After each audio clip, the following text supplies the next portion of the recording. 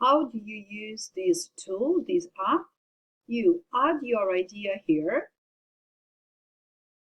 I didn't do my homework because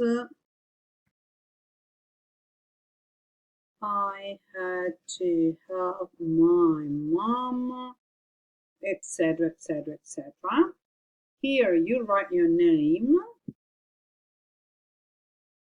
If you want to, you can even add an image and then you save it. You don't have to sign in, so you just say no thanks, I don't want to.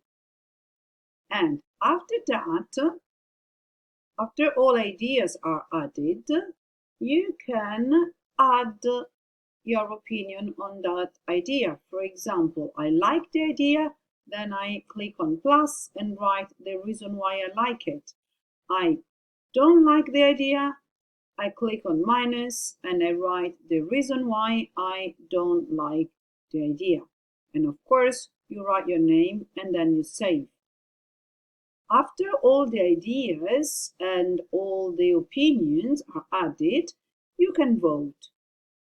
Just clicking on this, writing your name. And that's it.